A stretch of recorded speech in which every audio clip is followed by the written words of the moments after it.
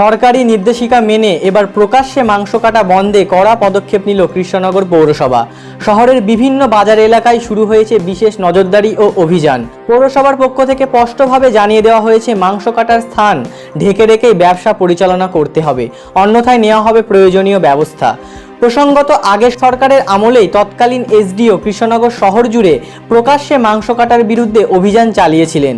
সেই সময় মাংসের দোকানগুলিকে নির্দিষ্টভাবে ঢেকে মাংস কাটার নির্দেশ দেওয়া হয়েছিল।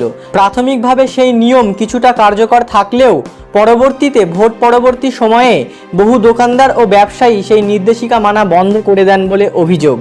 ফের সেই বিষয়টিকেই সামনে রেখে কৃষ্ণনগর পৌরসভার তদন্তকারী দল শহরের বিভিন্ন বাজারে অভিযান চালায়।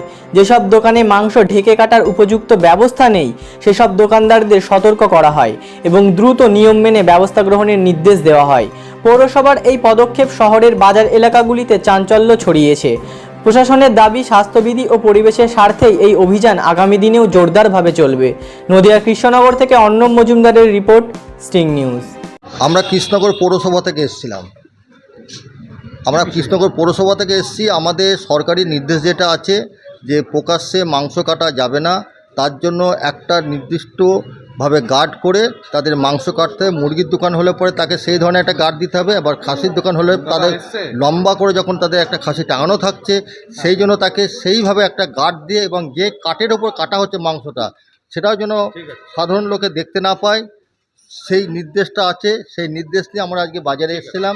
প্রত্যেক ব্যবসায়ীদের বলতে তারা এইভাবে আমাদের সঙ্গে কথা বলেছে, এটা টাইম নিয়েছে তারা, যে এটাকে তারা সেইভাবে তৈরি করবে বা এইভাবে তারা মাংস ব্যবসা করবে। দেখা গেল যে কোনো একটা দোকানে তারা অনেক আপত্তি জানাচ্ছে, এটার বিষয়ে কি বলবে? আপত্তি জানালে সে পৌরসভাতে যাবে বা এসডিওর সঙ্গে কথা বলবে, যে সরকারি নির্দেশ সম্বন্ধে আইনটা তারা জানবে, জেনে তারা বুঝবে যে কীভাবে তারা আমাদের আইনটাকে করে ফলো করবে। তাদের ব্যাপার সেটা।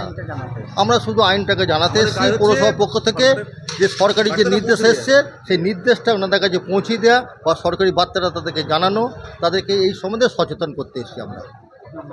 আমার নাম রুস্তম শেখ, কৃষ্ণনগর পৌরসভার এমপ্লয়ি। খোকন শেখ। আপনার কিসের ব্যবসা? মুরগির, চিকেনের। আজ পৌরসভা থেকে কি বলে গেল? তো বললো কাঁচ লাগাতে বললো। কেন কাজ লাগাতে কেন বললো? সরকারের এখন এটা চলছে, কাঁচ লাগাতে বলছে, তা লাগাতে হবে। মানে ওপেন এইভাবে সবারই সামনে কেটে বিক্রি করা যায় না না, মানে একটা সামনে কিছু ঢাকা দেওয়ার ব্যবস্থা। হ্যাঁ, যাতে না দেখতে পাই কাস্টমারে, ওপেন যাতে না হয়। তাতে আপনারা কি খুশি? হ্যাঁ খুশি, সরকারের এখন নিয়ম করেছে, খুশি তো বটেই। এই নিয়মটা মানবেন তো? হ্যাঁ মানতে তো হবে। আপনার নাম কি বলে? খোকন শেখ। এই দোকানটা কোথায়? পাত্র বাজারে।